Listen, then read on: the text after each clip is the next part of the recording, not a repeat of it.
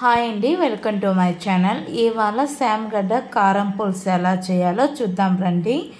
First ఒక కడాయి పెట్టుకొని 1 litre water add చేసుకొని మనం కడిగి పెట్టుకున్న శామగడ్డ వేసుకొని ఒక 10 మినిట్స్ వరకు బాయిల్ చేసుకోవాలండి. ఇందులోనే 1 టేబుల్ స్పూన్ ఉప్పు గడ్డ వేసుకొని మూత పెట్టుకొని క్లోజ్ చేసుకోవాలండి.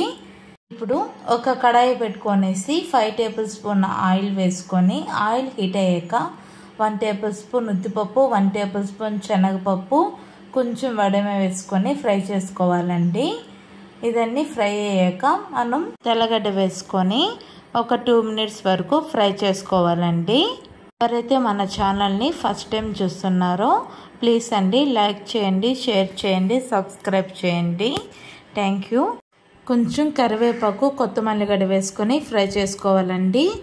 2 ఆనియన్స్ మీడియం సైజులో కట్ చేసుకొని ఇలా వేసుకొని ఒక 10 మినిట్స్ వరకు ఫ్రై చేసుకోవాలి. ఇంత లోపల మనం 5 గ్రామ్స్ చింతపండు వేసుకొని వాటర్ వేసుకొని 1 టేబుల్ స్పూన్ ఉప్పు వేసుకొని పులుసు లాగా తయారు చేసుకోవాలండి. ఆనియన్ ఫ్రై అయ్యాక ఇందులోనే బెండకాయ గడ్డ వేసుకొని ఒక 10 మినిట్స్ వరకు ఫ్రై చేసుకోవాలి. మనం కట్ చేసి పెట్టుకున్న టమాటో గడ్డ వేసుకొని ఒక 20 మినిట్స్ వరకు సిమ్లో పెట్టుకొని ఫ్రై చేసుకోవాలండి. ఆనియన్ టమాటో త్వరగా మగ్గాలంటే 1 టేబుల్ స్పూన్ సాల్ట్ గడ్డ వేసుకొని ఫ్రై చేసుకోవాలండి.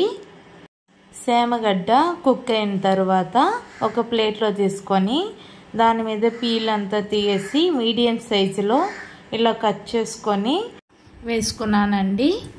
ఇది ఒక 10 మినిట్స్ వరకు ఫ్రై చేసుకున్న తర్వాత ఇందులోనే చిటికెడు పసుపు వేసుకొని ఒక 5 మినిట్స్ వరకు ఫ్రై చేసుకోవాలండి. కారం పులుసులో ఎప్పుడు 2 రకాల కూరగాయలు వేసి కర్రీ చేస్తే చాలా రుచిగా ఉంటుందండి. నేనైతే శామగడ్డ బెండకాయ వేసి చేస్తున్నాను. ఇందులోనే వేరుశనగల పప్పు గడ్డ వేసి కర్రీ చేస్తే చాలా రుచిగా ఉంటుందండి, అలసందలు కూడా.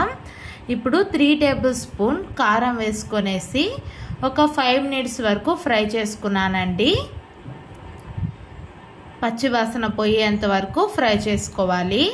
ఇందులోనే మనం ముందుగా కలిపి పెట్టుకున్న చింతపండు రసం కూడా ఇందులో వేసుకొనేసి ఒక 10 మినిట్స్ వరకు సిమ్లో పెట్టుకొని కుక్ చేసుకోవాలండి. ఇందులోనే కారం, ఉప్పు మీకు కావాలంటే అడ్జస్ట్మెంట్స్ ఇప్పుడు చేసుకోవచ్చండి. కూర ఇలా బాయిల్ అయ్యేటప్పుడు కొంచెం కరివేపాకు, కొత్తిమీర వేసుకొని ఒక 5 మినిట్స్ వరకు కుక్ చేసుకోండి. ఎవరైతే మన ఛానల్ని ఫస్ట్ టైం చూస్తున్నారో ప్లీజ్ అండి లైక్ చేయండి, షేర్ చేయండి, సబ్స్క్రైబ్ చేయండి.